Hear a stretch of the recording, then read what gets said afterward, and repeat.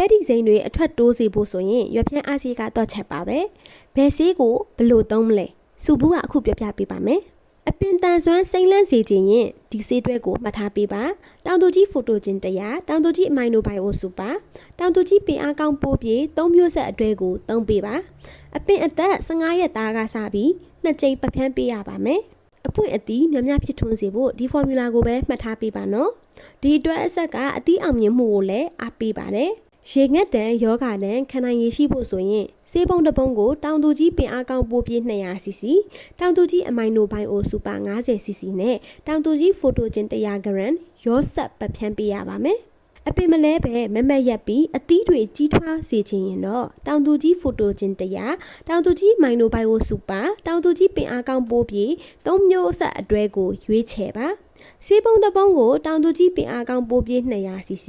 တောင်သူကြီးမိုင်နိုဘိုင်အိုစူပါ 50cc နဲ့တောင်သူကြီးဖိုတိုဂျင်100 gram ရောဆက်ပတ်ဖြန်းပေးရပါမယ်အရေးကြီးမှတ်သားရမယ့်အချက်တစ်ချက်ကတော့ဖျန်းတဲ့ဆေးတွေပိုပြီးထိရောက်အောင်ဝမ်ဒါကော်ရည်ကိုထည့်သုံးပါ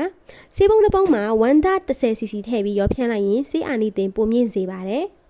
တောင်သူကြီးများရှင်ပဲတီစိမ်းအထွက်တိုးစေမဲ့ရွက်ဖျန်းအားဆေးအသုံးပြုနည်းတွေကိုသိရှိသွားပြီထင်ပါတယ်ဒီလိုအသုံးဝင်တဲ့ဗဟုသုတတွေကိုစုဘူး app ထဲမှာအလွယ်တကူဆက်လက်ရှာဖွေနိုင်ပါတယ်ရှင်စုဘူး mobile application ကို Play Store ကနေအခုပဲ download လုပ်ပြီးဦးကြီးတို့ရဲ့ပဲတီစိမ်းအထွက်နှုန်းကိုမြင့်တင်လိုက်ပါ